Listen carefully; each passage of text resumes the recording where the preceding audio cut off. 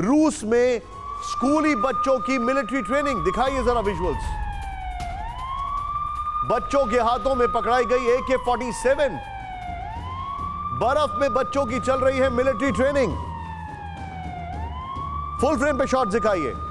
रूस में बच्चों की मिलिट्री ट्रेनिंग। बच्चों के हाथ में पकड़ाई गई AK-47।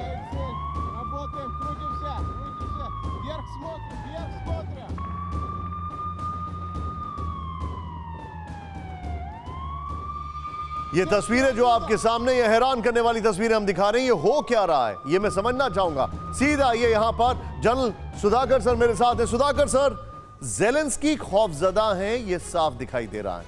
उनको भी पता है चाहे वो कितनी भी डींगे मार लें, टैंक हो या वेपन हो, ये इतनी जल्दी नहीं पहुंचते हैं। और पेट्रियट जो है वो कीव को बचा लें, बस उतना बहुत है उनके लिए। वहां पर बच्चों की ट्रेनिंग चल रही है।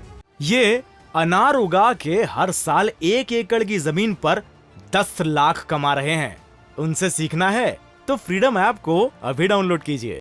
बेलारूस से अटैक की तैयारी हो रही है, मरियोपोल में जमावड़ा बन रहा है। क्या आपको नहीं लगता कि this is going to be the toughest time Zelensky के लिए? क्योंकि पिछली बार वो तैयार थे, लोगों, आर्म्स और एम्युनिशन के पास। इस बार वो तैयार हैं लेकिन कुछ नहीं उनके पास।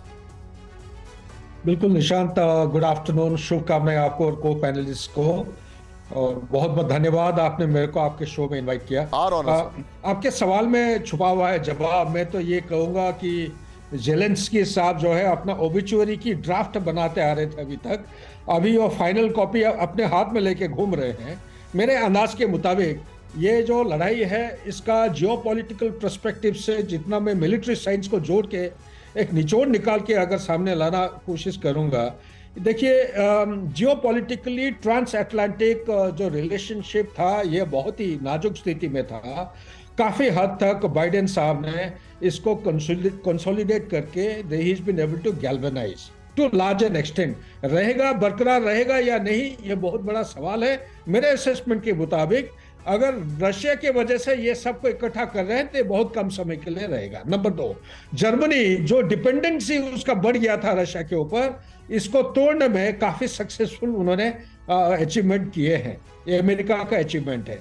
सो काफी हद तक dependency between German and Russia has been broken. तीसरा पॉइंट सबसे इंपॉर्टेंट पॉइंट है, रशिया को पूरा कमजोर करके इन्होंने एक्चुअली अपना जो ऑब्जेक्टिव था जब ये अफगानिस्तान से विड्रॉ किए थे इंडो पैसिफिक की तरफ पिवट को शिफ्ट करने का, मेरे अंदाज के मुताबिक they have lost sight of the main objective जिसकी वजह से अफगानिस्तान से शिफ्ट किए थे।